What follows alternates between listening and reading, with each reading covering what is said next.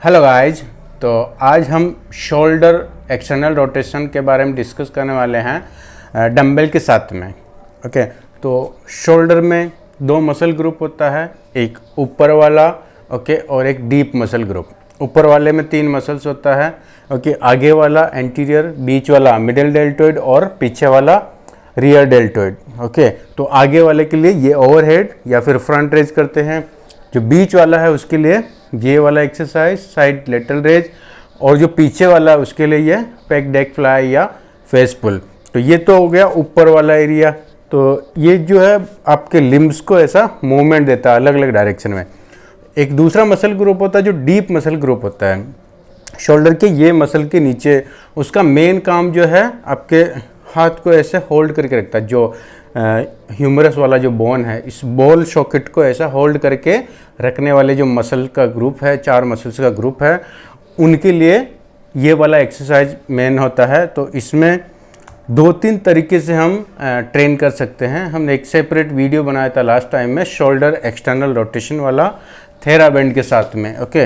तो आज हम ये वाला जो डंबल के साथ में करते हैं इसके बारे में एक डेमो करेंगे। तो दोनों में क्या फ़र्क है, इसको और भी हम एक अलग तरीका जिससे केबल पे कर सकते हैं। आपने देखा रहेगा केबल का पुली है, उसको एल्बो की लाइन में खड़े होके एल्बो की लाइन में केबल का पुली करके केबल को ऐसा पकड़ते हैं। और ये वाला मूवमेंट करते हैं। तो ये सबसे एक्यूरेट होता है जब आप शोल्डर का एक्सटर्नल रोटेशन मसल को ट्रेन करें। तो फिर इसके बाद में अगर ये ऑप्शन अवेलेबल नहीं है, आप जिम में नहीं जा रहे हैं और आउटडोर एक्टिविटी कर रहे हैं किधर भी गार्डन में या बीच साइड में, तो जो सेकंड ऑप्शन आता है वो है थेराबैंड का। तो ये ऐसा एक बैंड लेंगे, इसका एक तरफ ये हैंडल और दूसरी तरफ किधर भी इस डायरेक्शन में आपको इसको लॉक करना है, किधर भी अटका के रखना है और ये वाला मूवमेंट ऐसे करेंगे। तो ये सेकंड बेस्ट ऑप्शन है। और थर्ड वाला है डंबल के साथ में। तो ये वाला जब आप एक्सटर्नल रोटेशन करते हैं तो इसमें 2-3 चीज़ ध्यान में रखना है कि एक तो आपका एल्बो है, इसमें 90 डिग्री का एंगल होना चाहिए, और दूसरा रिस्ट को ऐसा ट्विस्ट नहीं करना किसी भी एंगल में। जब यहाँ से ऐसे मूव करा रहे तो ये वाला मूवमेंट इसमें नहीं होना चाहिए। ये तो इम्पोर्टेंट चीज़। तीसरा, ये जो हाथ है ये आपका लिम्ब ये बॉडी से दूर नहीं जाना चाहिए। ये अगर ये मूवमेंट करते टाइम दूर जा रहा तो या तो आपका बैक वाला पुल कर रहा है या फिर आपका ट्राइसेप ऐसा इसको किक बैक कर रहा है। तो अगर आपका एल्बो में 90 डिग्री एंगल मेंटेन रहेगा तो आर्म्स का बाइसेप्स और ट्राइसेप मसल का इन्वॉल्वमेंट नहीं होगा, प्रॉपर रोटेशन होएगा। और दूसरा, इसको बॉडी से अटैच करके रखेंगे तो आपका जो पीछे वाला बैक मसल है ये सपोर्ट नहीं करेगा। तो जो अपन बाहर की तरफ रोटेट करते हैं इसमें 2 छोटे छोटे मसल्स काम करते हैं। वैसे 4 मसल का ग्रुप होता है, सुप्रास्पाइनेटस, इंफ्रास्पाइनेटस, टेरस माइनर और सबस्केपुलर। तो उसमें जो बीच वाला है इंफ्रास्पाइनेटस और टेरस माइनर, उसका काम है इसको बाहर की तरफ रोटेट करवाना और शोल्डर जॉइंट को स्टेबिलाइज करना। तो ये बहुत ही इम्पोर्टेंट एक्सरसाइज है क्योंकि यहाँ पे ब्लड सर्कुलेशन बहुत ही स्लो होता है, डीप मसल्स है। इसीलिए इनको एवेस्कुलर मसल्स बोलते हैं। एवेस्कुलर मतलब ऐसे मसल्स है जो ना बोन में है ना मसल्स में है, रेड वाइटिश होते हैं, एकदम प्योर रेड नहीं और एकदम वाइट बोन के जैसा नहीं। तो यहाँ पे ब्लड सर्कुलेशन बहुत कम होता है, इसीलिए इसमें कभी भी शोल्डर में इंजरी हो जाता है तो बहुत ज़्यादा टाइम लगता है इसकी रिकवरी में। इसलिए ये बहुत ही इम्पोर्टेंट है एक्सरसाइज। और दूसरा सबसे इम्पोर्टेंट ये है कि जब भी आप कोई भी अपर बॉडी से रिलेटेड एक्सरसाइज करते हैं, चाहे हेवी वेट में पुशिंग कर रहे हैं चाहे पुलिंग कर रहे हैं, हर एक एक्टिविटी में आपका जो अपर लिम्ब है, शोल्डर जॉइंट है, हमेशा इन्वॉल्व रहता है। हेवी ट्रेनिंग के साथ। तो इसका मतलब इसका बहुत ज़्यादा फ्रीक्वेंटली यूज होता है। तो अगर ये जॉइंट को सेफ रखना है तो आपको ये वाला एक्सरसाइज करके इस जॉइंट को मजबूत करना होगा, स्ट्रॉन्ग करना पड़ेगा। क्योंकि जो कनेक्टिव टिश्यू यहाँ पे जो इंगेज है उनमें ये एक इम्पोर्टेंट है। तो इसकी एक्सरसाइज के लिए हम एक डेमो करेंगे। अभी देखिए ये वाला जो है इसमें क्या होता है, यहाँ से यहाँ जब आप ऐसा करते हैं तो इसमें आपको कंटिन्यूस टेंशन मिल रहा है। जब समझिए ये मेरा स्टार्टिंग पॉइंट है तो यहाँ से मैं यहाँ ले जा रहा हूँ तब तक मेरे को इस पर लोड आ रहा है। ये वाला सेम ऐसा केबल में भी होता है। केबल इधर लगा हुआ है तो यहाँ से लेके यहाँ तक जब आप घुमाएंगे तो बराबर लोड आएगा। इसका स्टार्टिंग पॉइंट जो है वो यहाँ रखना है, यहाँ पे नहीं, क्योंकि यहाँ पे देखो आपने वेट खींच के रखा। तो अभी यहाँ पे ब्रीदिंग स्विच करने के लिए जो आपको टाइम लगेगा उतने टाइम तक आपके मसल को ये रेजिस्टेंस होल्ड करके रखना पड़ेगा। तो अननेसेसरी मसल थक जाएगा, फटीग होएगा। इससे बेटर है कि आप इसको वापस यहाँ पे लाके, अभी देखो यहाँ पे मैं रिलैक्स करा सकता हूँ ये वाले मसल्स को, मेरे को ऐसे खींच के रखने की ज़रूरत नहीं है। इसीलिए स्टार्टिंग पॉइंट यहाँ रखना है, ब्रीदिंग स्विच करना है यहाँ पे। सो ओके, ऐसे जैसे पहले सांस लेंगे, full up down, then exhale, again inhale, full out down exhale. Okay, ऐसा इसका पैटर्न रहेगा। रिस्ट को जरा सा भी ये वाला अभी यहाँ से पुल किया तो बाद में जाके ये ऐसा ट्विस्ट नहीं होना चाहिए। ओके, ये बहुत ही इंपॉर्टेंट आपको ध्यान में रखना। तो ये तो अपना हो गया है रेजिस्टेंस बैंड के थ्रू, जो हमने पिछली वीडियो में डिटेल से डिस्कस किया था। आज हम जो करने वाले ये वाला सबसे इम्पोर्टेंट है। तो बहुत सारे लोग जो ये वाला एक्सरसाइज करते हैं वो खड़े होके करेंगे और ऐसा मूवमेंट करते हैं शोल्डर को रोटेट कराने के लिए। तो पहला तो उनका माइंड सेट होता है कि ये वाला एक्सरसाइज सिर्फ वार्म अप में लेना है। जब भी वो एक्सरसाइज करने से पहले वार्म अप करते हैं तो या तो ये वाला मूवमेंट कराएंगे या डंबल के साथ में ये वाला मूवमेंट। तो पहला तो ये आपका कॉन्सेप्ट हम क्लियर करते हैं कि ये वार्म अप के लिए नहीं होता है। सिर्फ वार्म अप के टाइम पे आपको शोल्डर का पूरा डिसलोकेशन वाला सर्कुलेशन, सारा जितना भी मूवमेंट होता है शोल्डर में वो करना ही है। लेकिन ये एक पर्टिकुलर मसल को ट्रेन करने के लिए एक्सरसाइज होता है, सिर्फ वार्म अप नहीं। इसलिए कभी भी इसको वार्म अप की बजाय आपको प्रॉपर इसको ट्रेन करना है। और एक चीज़ आपको ये भी ध्यान में रखना, इसका मैकेनिज्म समझते हैं कि जो लोग डंबल के साथ में करते हैं इसको, ये वाला मूवमेंट चाहे ये वाला, अभी इसमें क्या हो रहा है देखिए, मैं डंबल को ऐसे पकड़ के रखा हूँ, अब ये डंबल नीचे नहीं गिरे इसके लिए मेरा बाइसेप्स इंगेज्ड है। ओके, और मैं यहाँ पे जिस मसल को टारगेट कर रहा हूँ वो है मेरा इंटरनल रोटेशन, उसका काम है इधर की तरफ रोटेट करवाना। तो जब भी आप कोई भी एक्सरसाइज करते हैं तो उसमें आपको मोमेंट का लाइन और रेजिस्टेंस का लाइन देखना कि वो मैच हो रहा है कि नहीं हो रहा। तो जो दोनों लाइन है मोमेंट का और रेजिस्टेंस का वो ऐसा क्रॉस होना चाहिए। तो अगर मैं इसको ऐसे पुल करता हूँ तो मैं इधर से जब तक खींचूंगा नहीं, मतलब कोई भी मेरे को रेजिस्टेंस इस डायरेक्शन से नहीं मिलेगा तब तक मेरा इस पर लोड नहीं आएगा, क्योंकि इसका काम है इधर पुल करना। और रेजिस्टेंस कहाँ से आना चाहिए, इस डायरेक्शन से, ऐसा वाला, ताकि ये ऐसा खींचते टाइम इसको लोड आएगा। लेकिन इसमें क्या हो रहा, डंबल नीचे गिरे नहीं, इसके लिए बाइसेप्स इंगेज। तो इसका मतलब जो वेट मैंने दे रखा है रेजिस्टेंस वो मैं बाइसेप्स को दे रखा हूँ, तो मेरा एक्चुअली बाइसेप्स पे लोड आ रहा है, ये वाले पे बिल्कुल भी नहीं। तो ये वाला जब भी आप करते हैं डंबल के साथ खड़े होकर तो क्या हो रहा है, मैकेनिज्म गड़बड़ है। जिस मसल को आप चैलेंज करें वो चैलेंज नहीं है वहाँ पे बिल्कुल भी। देखो मैं कितना ही हेवी वेट लूँगा ईजीली ऐसा रोटेट करा सकता हूँ, लेकिन ये वाले पे ज़्यादा लोड आ रहा। तो कभी भी डंबल से अगर आपको रोटेशन कराना है ये वाला, तो आपको पोजीशन चेंज करना पड़ेगा बॉडी का। अगर आपके पास और ऑप्शन नहीं है जैसे रेजिस्टेंस बैंड का, या जिम में नहीं है आप घर पे कर रहे हैं, तो उसके लिए क्या करना है, ये आज का हमारा इम्पोर्टेंट टॉपिक है। ओके, तो आपको उसे मेट के ऊपर साइडवेज लेट जाना है। ओके, ऐसा पोजीशन लेंगे और इसको ऐसा रखेंगे, पूरा बॉडी फ्लैट होना चाहिए, क्योंकि अगर आप ऐसा रखेंगे तो आपको बॉडी का फिर से एंगल चेंज हो गया। तो इसको फ्लैट रखना है। ओके, तो समझिए ये आपका स्टार्टिंग पॉइंट है और ये डंबल्स हैं। तो पहली चीज़ यहाँ पे 90 डिग्री का एंगल। ओके, तो ये मेरा स्टार्टिंग पॉइंट है, मैं यहाँ से स्टार्ट करता हूँ। हाथ को यहाँ से दूर नहीं करना है। ओके, ये अटैच रहेगा और ये 90 डिग्री एंगल और ऐसा रोटेट कराना है। ओके, यहाँ से ऐसे।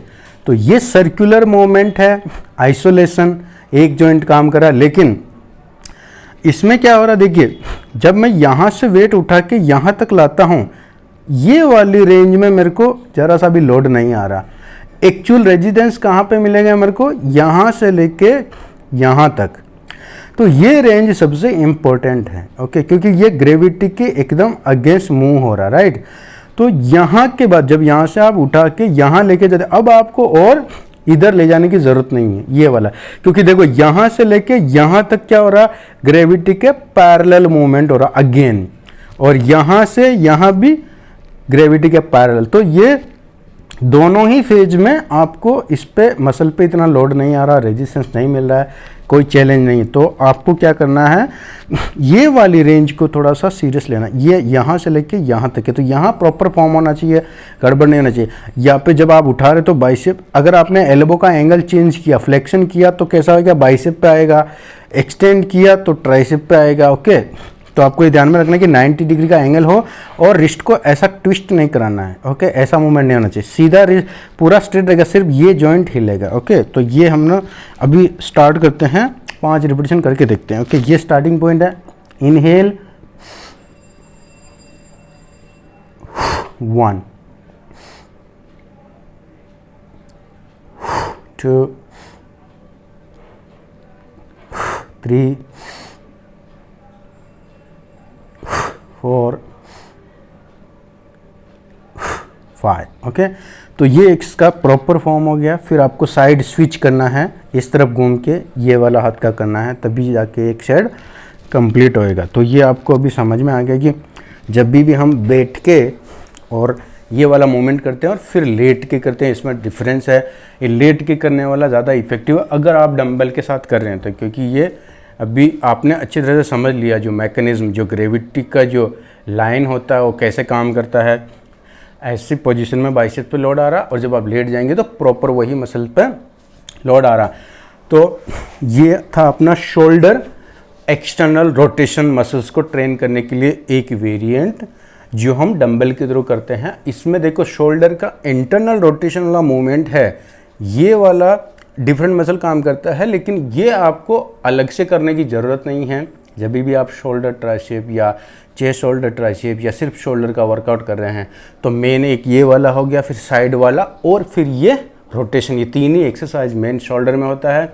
जो पीछे वाला शोल्डर है ये वाला, इसका लोकेशन शोल्डर का है, लेकिन ये मसल्स का जो फंक्शनिंग है वो पुलिंग का है। तो जब भी आप बैक बाइसेप्स करें तब भी आपको ये वाला फेस पुल वाला या पैक डेक फ्लाई वाला करना है, तब जाके इसको ट्रेन करेंगे तो ओवर ट्रेनिंग नहीं होगा, नहीं तो इसका ओवर ट्रेनिंग होगा। तो ये वाला स्किप करेंगे शोल्डर वाले दिन, इसको बाइसेप में लेना पीछे वाले को, और जो बाकी बचा 3 ही मेन एक्सरसाइज होता है शोल्डर का, उसमें से एक ये वाला रोटेशन वाला, तो रोटेशन वाला करना। लेकिन इंटरनल रोटेशन आपको अलग से करने की ज़रूरत नहीं, क्योंकि इंटरनल रोटेशन कराने में आपका बड़ा मसल जो 2 चेस्ट का मसल्स और बैक का लेटिसिमस डोर्सी वाला पार्ट, ये दोनों उसमें इंगेज करते हैं। उन दोनों का भी फंक्शन है रोटेशन करना अंदर की तरफ, और ये दोनों बड़े मसल्स हैं। इसलिए आपने देखा रहेगा कि जब भी आप अंदर की तरफ रोटेट कराते हैं तो हम हेवी लिफ्ट कर सकते हैं, वेट हेवी ले सकते हैं थोड़ा, लेकिन जब बाहर की तरफ रोटेट करा रहे हैं तो 2 टाइनी छोटे से मसल्स हैं और वो एकदम पतले धागे जैसे, तो उनके अंदर इतना ताकत नहीं है कि हेवी लिफ्ट कर सकते हैं।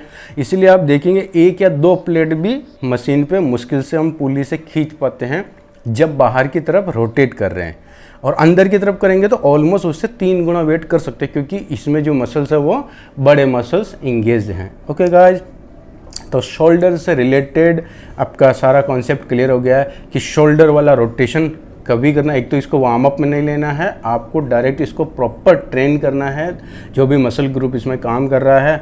ओके, और चेस्ट शोल्डर ट्राइसेप वाले दिन करना है। और इसका सीक्वेंस कैसा रहेगा, शोल्डर में पहले आपको बड़ा मसल्स एंटीरियर, फिर साइड वाला छोटा, फिर उसके बाद में ये रोटेशन वाला करना है, और इंटरनल रोटेशन स्किप करना है। कंफ्यूज नहीं होना इंटरनल एक्सटर्नल में, हमेशा ये वाला मूवमेंट जब बाहर जा रहा है एक्सटर्नल, तभी इसको बोलेंगे एक्सटर्नल रोटेशन। और ध्यान रखिए कि जो भी रेजिस्टेंस आप दे रहे हैं, चाहे थेराबैंड से चाहे केबल से, ये इस हाथ के ऑपोजिट डायरेक्शन से होएगा। ओके, कभी कभी ऐसा होता है, कंफ्यूज होता है कि आपने ये वाला किया फिर ये वाला किया, कौन से हाथ में पकड़ना है, ये बहुत बार ऐसा होता है।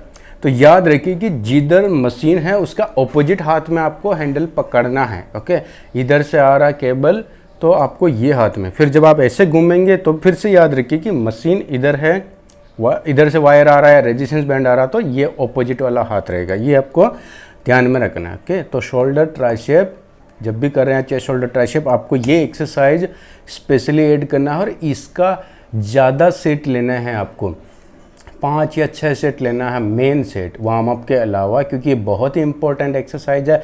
ज़्यादातर लोग इसको अवॉइड करते हैं, इसलिए उनको शोल्डर से रिलेटेड कभी कभी प्रॉब्लम हो जाता है।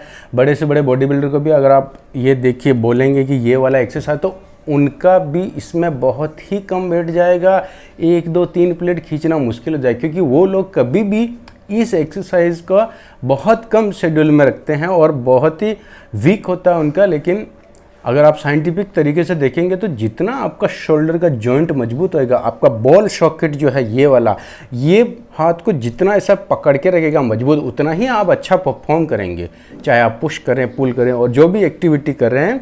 ये आपका शोल्डर, क्योंकि ये सेंस करता है ब्रेन आपका कि अगर ये वीक है और आप हेवी लिफ्ट कर रहे हैं तो जैसे ही यहाँ ऐसा अलर्ट आएगा कि भाई अभी कुछ हो सकता है, तो आपका ब्रेन कहीं ना कहीं से ब्लॉक करेगा आपका परफॉर्मेंस पाउंडेज को, जो आप दूसरा एक्सरसाइज कर रहे हैं हेवी लिफ्टिंग, उसको ब्लॉक करने की कोशिश करें, क्योंकि ये अगर वीक रहेगा तो यहाँ डैमेज होने के चांसेस हैं। बॉडी के अंदर ऐसा प्रोटेक्शन मैकेनिज्म होता है कि वो किसी भी हालत में उस लेवल तक जाने नहीं देगा। तो अगर आपका शोल्डर जॉइंट मजबूत है तो आपका पाउंडेज और बढ़ने के चांसेज हैं जब भी आप बड़े मसल्स को ट्रेन करें, चाहे वो बैक हो गया, चाहे चेस्ट हो गया। ओके गाइज, तो ये रोटेशन वाला एक्सरसाइज करना नहीं भूले, इसका ज़्यादा सेट लें, ज़्यादा रिपीटिशंस लें और इतना वेट नहीं डालना है आपको कि बाद में आपको ये प्रॉब्लम हो जाए। तो आपको 5 या 10 रिपीटिशन तक का टारगेट रखना है और ज़्यादा 5 या 6 सेट लेना है। लेकिन अननेसेसरी ऐसा नहीं होना चाहिए कि आप ये रोटेट नहीं कर पा रहे हैं, सीधा पुल हो रहा है, हाथ दूर जा रहा है, रिस्ट जो ट्विस्ट हो रहा है, या फिर बॉडी से ऐसा कर रहे हैं, बॉडी आपका टॉर्सो ट्विस्ट हो रहा है, ये भी नहीं होना चाहिए। प्रॉपर मूवमेंट होना चाहिए, यहाँ से लेके यहाँ तक सिर्फ ये जॉइंट हिलेगा और कुछ भी बॉडी में मूवमेंट नहीं होना चाहिए। इसका मतलब वो वेट आपकी कैपेसिटी के अंदर है। ओके गाइज, तो ये आपका अपना आज का जो है शोल्डर एक्सटर्नल रोटेशन डंबल के साथ कैसा करते हैं, इस पे हमने डिटेल से डिस्कस किया है। इससे रिलेटेड आपको कोई भी कन्फ्यूज़न रहेगा तो आप मेरे को कमेंट बॉक्स में बताइए, फिर हम उस पर डिटेल से डिस्कस करेंगे। Okay guys, thank you so much.